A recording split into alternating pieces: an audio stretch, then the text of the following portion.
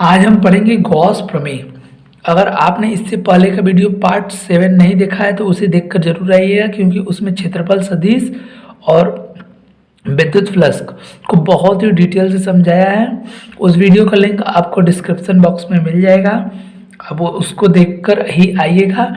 आज आपको गॉस प्रमेय की शर्तें तथा गॉस प्रमेय ज्ञात करने के स्टेप जो होते हैं वो आपको किसी बुक में नहीं मिलेगा, यही स्मार्ट टेक्निकल लर्निंग चैनल पर ही मिलेगा। तो अगर आप मेरे चैनल पर नए हैं तो मेरे चैनल को सब्सक्राइब जरूर कर लीजिएगा। तो आज मैं आपको गॉस प्रमेय से रिलेटेड बहुत से सवाल भी करवाऊंगा और इसके जो फार्मूला है सब चीज़ आज गॉस प्रमेय से क्लियर हो जाएंगी। और अगला वीडियो हमारा इस चैप्टर का लास्ट वीडियो हो सकता है जिसमें हम आपको गॉस प्रमेय का अनुप्रयोग बताएंगे। तो चलिए स्टार्ट करते हैं इस वीडियो को। ये विद्युत आवेश तथा क्षेत्र का 8वां वीडियो है, पार्ट 8। चलिए स्टार्ट करते हैं। देखिए गॉस का प्रमेय। गॉस का प्रमेय क्या होता है? किसी बंद सतह से बद्ध कुल फ्लक्स। अगर आपको फ्लक्स का मतलब नहीं पता है तो आप पिछला वीडियो देख कर आइए, पिछले वीडियो में विद्युत फ्लक्स को पूरी तरह से समझा दिया हूँ। देखिए किसी बंद सतह से बद्ध कुल फ्लक्स सतह से घिरे आयतन, जो आयतन है में कुल आवेश का 1/ε0 गुना होता है। एक क्लोज्ड सरफेस है, मान लीजिए एक क्लोज्ड सरफेस है, उसमें जो आवेश है क्यू नेट, जो भी आवेश है यहाँ पर सरफेस के पर वो ε0 गुना होता है। या आपको अगर किसी बड़े सरफेस का निकालना है, पूरे सरफेस का, तो आप इसको इंटीग्रेट कर सकते हैं अदिश गुणन को, या तो फिर समेशन ऑफ ऑल चार्ज, जो नेट चार्ज है बटा के ε0 ये होता है।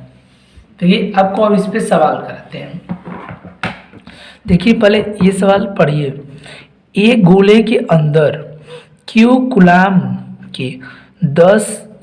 कूलाम मैग्नीट्यूड के 10 विद्युत ध्रुव रखे हैं तो बद्ध कुल फ्लक्स का क्या होगा? आपको पूरा ज्ञात करने से पहले आप एक लॉजिक करिए। एक गोला है, मान लीजिए एक गोला है, कोई गोला लेते हैं, द्विध्रुव मतलब कि पॉजिटिव नेगेटिव दोनों चार्ज होते हैं, तो इसका जो नेट चार्ज होगा वो 0 होगा। तो आप ऐसे 10 चार्ज रखेंगे तो Q और कुल चार्ज 0 है, तो 0 का 0। तो आपको देखिए कुल फ्लक्स का फार्मूला होता है Q/ε0। तो कुल चार्ज यहाँ पर 0 आ रहा है। देखिए नेगेटिव है पॉजिटिव है, तो दोनों का जो नेट चार्ज होगा वो 0 होगा। तो अगर आपको नेट चार्ज 0 आ रहा है तो आपका जो इलेक्ट्रिक फ्लक्स है वो भी 0 हो जाएगा। ये तो इलेक्ट्रिक फ्लक्स नेट चार्ज 0 ही आएगा, चाहे 10 रखें आप, चाहे 100 रखें, 100 द्विध्रुव रखें, द्विध्रुव पर जो नेट चार्ज होता है 0 होता है। तो देखिए जब आपका नेट चार्ज 0 है तो Q/ε0 0, या तो फिर कुल जो फ्लक्स है वो 0 होगा। सवाल समझ में आ गया होगा। चलिए आगे चलते हैं। पहले इस सवाल को करते हैं, इसके बाद गॉस प्रमेय की जो शर्तें हैं उसे देखा जाएगा। चित्र में यश से या चित्र यश, ये इस चित्र का नाम यश है, में बद्ध कुल फ्लक्स ज्ञात करना है। तो देखिए गॉस प्रमेय का जो गॉस प्रमेय होता है वो सिर्फ बंद सतह के लिए फॉलो किया जाता है। तो ये जो बाहर वाले जो चार्ज आपको दिखाई दे रहे हैं 4Q 3Q 8Q, ये सब तो वैलिड ही नहीं है, इन सबको आप लिखेंगे नहीं। और आपको इलेक्ट्रिक फ्लक्स का जो देखिए पहले पढ़िए, किसी बंद सतह से बद्ध कुल फ्लक्स। तो बंद सतह मतलब सिर्फ जो बंद सतह है उसमें जो आवेश है उसके कारण जो फ्लक्स उत्पन्न होगा सिर्फ आप उसे ही काउंट करेंगे। तो बद्ध फ्लक्स का जो फार्मूला होता है समेशन ऑफ Q/ε0। तो जो फ्लक्स के अंदर जो बाहर चार्ज हैं वो तो कैंसिल हो गए, उसकी वजह से कोई फ्लक्स उत्पन्न नहीं होगा। अंदर के सतह को जो चार्ज है उनको ऐड, समेशन का मतलब होता है कि सभी जितनी भी आवेश है, या समेशन का मतलब ये होता है कि सभी चीज़ों को ऐड कर देना, समेशन का मतलब ये होता है। तो देखिए समेशन ऑफ, देखिए इसमें पहले +3Q है, 3Q + 2Q negative of Q, और ये नेगेटिव ऑफ 7Q, और बटा के इप्सिलॉन नॉट। आप समेशन मतलब इन सबको ऐड कर दीजिए, तो 5 8 माइनस 3q इप्सिलॉन नॉट। तो कुल फ्लक्स इसमें -3q इप्सिलॉन नॉट। ये इस जो सरफेस है इस पे कुल flux -3q by epsilon not ये है। अब देखिए गॉस प्रमेय की जो शर्तें होती हैं उसे देखते हैं।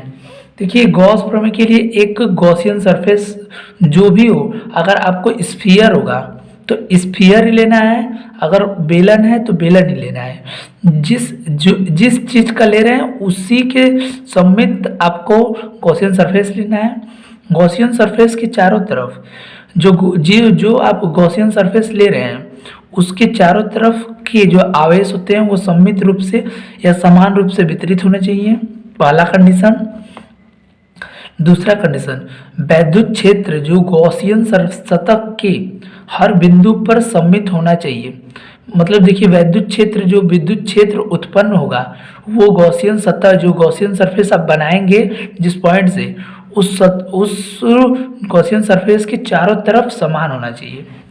सतह पर जो थीटा एंगल मतलब इलेक्ट्रिक फील्ड और क्षेत्रफल सदिश के बीच जो थीटा कोण होगा वो हर जगह समान होना चाहिए। चलिए आगे देखते हैं।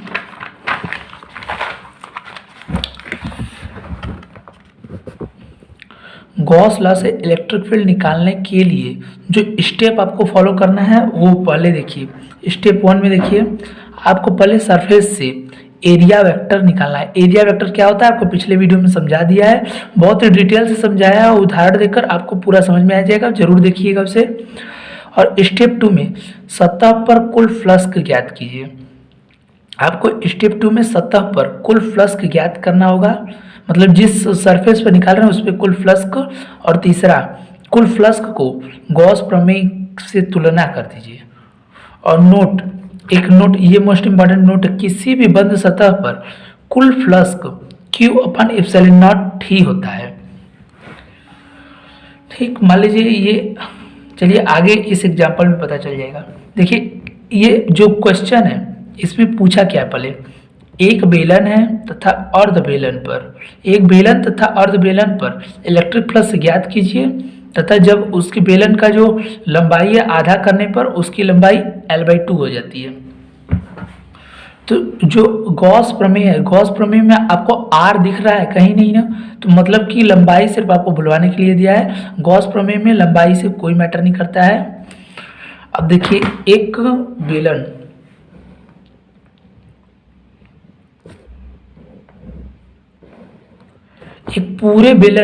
एक पूरे बंद सतह पर जो टोटल फ्लक्स होता है, जो टोटल फ्लक्स हुआ वो Q/ε0 गुना हुआ। देखिए और अर्ध बेलन इसका आधा मतलब 1/2, तो इसका अर्ध बेलन ऐसा होगा, इसका आधा बेलन ऐसा होगा। तो इस पे जो कुल फ्लक्स होगा वो देखिए टोटल फ्लक्स हाफ सिलेंडर, तो हाफ मतलब 1/2 हो जाएगा। तो Q/2 ε0 गुना सिर्फ Q/2 ε0 जो होगा इस पे कुल फ्लक्स होगा। चलिए अगले सवाल में चलते हैं। इससे पहले एक नोट, देखिए विद्युत फ्लक्स में लंबाई निर्भर नहीं करता है, जो आपको पिछले एग्जाम्पल में बताया। अब देखिए स्फीयर के केस से आपको विद्युत फ्लक्स समझ में आ जाएगा। देखिए स्फीयर पर विद्युत फ्लक्स ज्ञात कीजिए। तो देखिए केस 1 सॉल्व।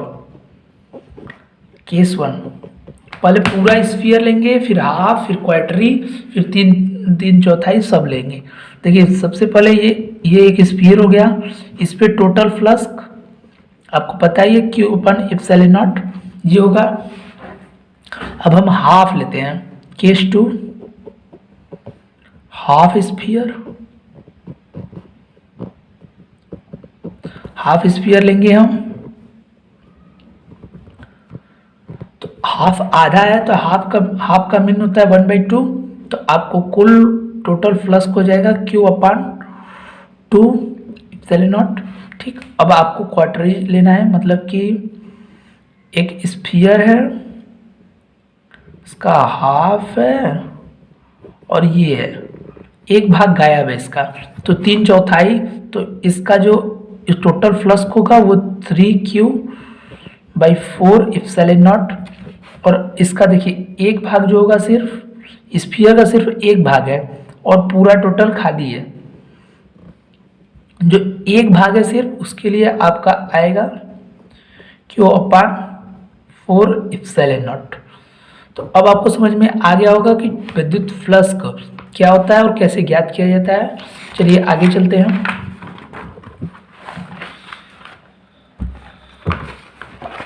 विद्युत फ्लक्स के जो आज के जो मोस्ट इम्पोर्टेंट सवाल है, आपको बोर्ड लेवल में ऐसे ही सवाल आएंगे और गॉस प्रमेय से सवाल जरूर पूछे जाते हैं और गॉस प्रमेय के जो अनुप्रयोग है उससे सवाल आपको जरूर बोर्ड एग्जाम में आएगा। गॉस सरफेस इसीलिए आपको 2 पार्ट में समझा रहा हूँ। पहले इस पार्ट में आपको बहुत ज़्यादा न्यूमेरिकल 5-6 करवा दिया हूँ। अब देखिए ये सवाल करते हैं, पढ़िए पहले सवाल को।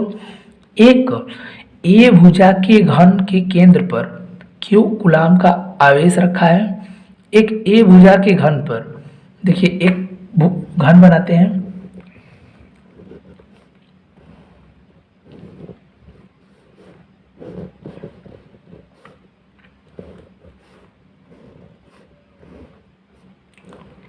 इसकी भुजाएं ए हैं, सारी भुजाएं ए हैं, घन की सारी भुजाएं बराबर होती हैं, ठीक। पर एक केंद्र पर, यहाँ पर सेंटर पर क्यू आवेश है। तो देखिए इस पे कुल फलक कितने हैं, सरफेस। तो एक सरफेस बाहर की तरफ इधर, दूसरा सरफेस आपकी तरफ, और देखिए एक इधर, एक ऊपर, एक नीचे, एक दाएं, एक बाएं, एक ऊपर, एक नीचे, और एक सामने की तरफ सरफेस होता है, एक बाहर की तरफ सरफेस होता है। तो कुल सरफेस हुए 6, कुल सतह हुए, कुल 6 सतह हुए। पहला देखिए, पहला ये, दूसरा ऊपर की तरफ, तीसरा इधर की तरफ, चौथा नीचे की तरफ, पांचवा बाहर की तरफ, और बाहर की तरफ को ऐसे, और छठवां अंदर की तरफ को डॉट, अंदर की तरफ। तो 6 सतह हैं और इस पे पूरे घन पर जो टोटल फ्लक्स होगा, टोटल फ्लक्स Q/ε0 होगा, और कुल सतह 6 हैं तो 6 भागों में डिवाइड हो जाएगा। तो कुल टोटल फ्लक्स एक सतह पर आएगा 6ε0।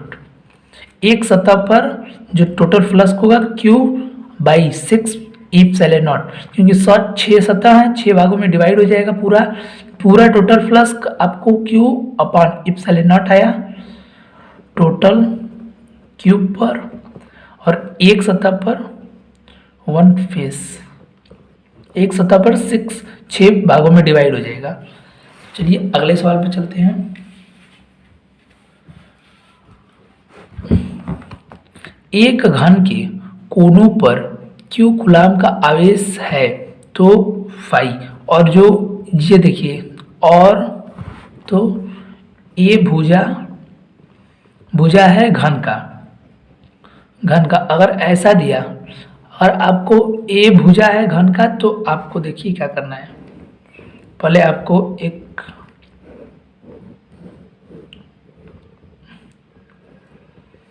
घन बना लेते हैं। घन के जो कोने पर या Q, इस पे Q चार्ज है। तो देखिए कुल कोने कितने हैं आपके पास, 1 2 3 4 5 6 7 8 कोने होते हैं घन में।